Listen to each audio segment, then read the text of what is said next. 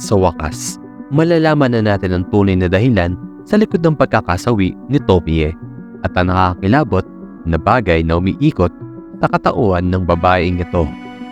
Pero bago ang lahat, yo mga kohais! Ako si Gabriel, ang inyong senpai dito sa The PH Senpais.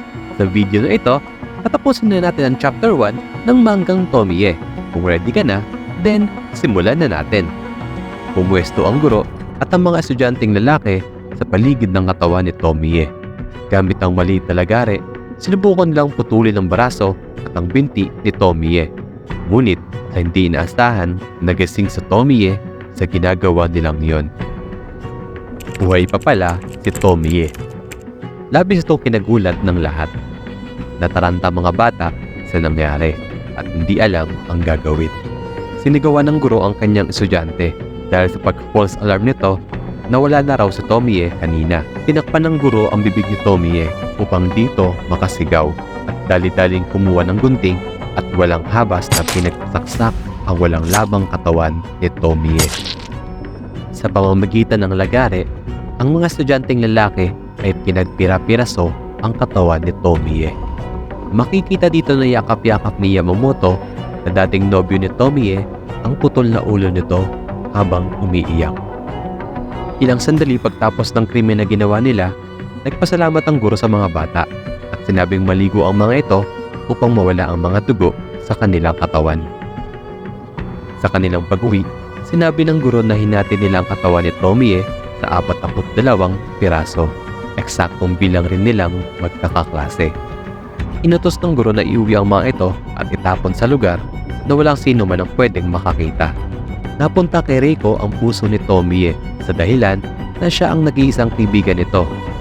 Umiiyak si Reiko at hindi alam kung saan ito itatapon, pero napagpasyahan niya na ihulog na lang ito sa isang tulay.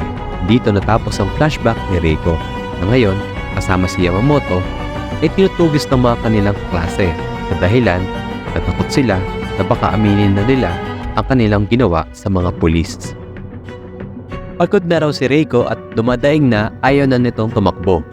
Pinigilan siya ni Yamamoto na huwag mag-ingay at baka sila'y marinig na mga kaklase nilang tumutugis sa kanila. Pero huli na ang lahat. Nakita sila at muling hinabol hanggang sa sila ay makorner sa isang sulok. Sinabi ng lalaking ito na tila nakapagdesisyon na ang dalawa pero hindi nila ito hahayaan. Sumigaw si Yamamoto para makahingi ng tulong pero agad siyang sinugod ng lalaking may hawak na patalim. Nagawa ni Yamamoto si Panito palayo. Sabay inakas si Reiko upang makatakbo pero habang sila ay tumatakas, natalisod si Reiko. Dahilan upang mahinto ang kanilang plano.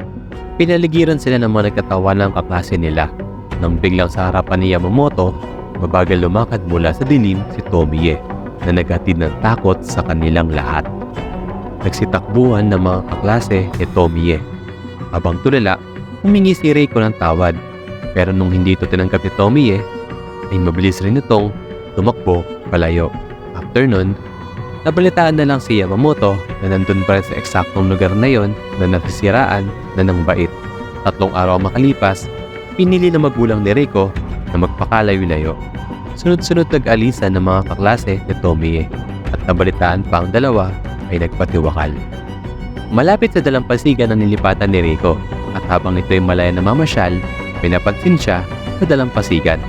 Nakita niya ang pinaglagyan ng puso ni Tomie na inuulog niya sa tulay nung araw ng trahedyang iyon. May narinig siyang kaluskos at sinundan nito ni Reiko. Wala siyang idea sa pagbabalik ni Tomie at sa mga nangyari. Pero isa lang ang sigurado niya. Someday, babalik ulit si Tomie. Ayan mga kohais, nag-enjoy ba kayo sa kwento ni Tomie? Kung gusto niyo ituloy ko pa tong series, comment lang kayo.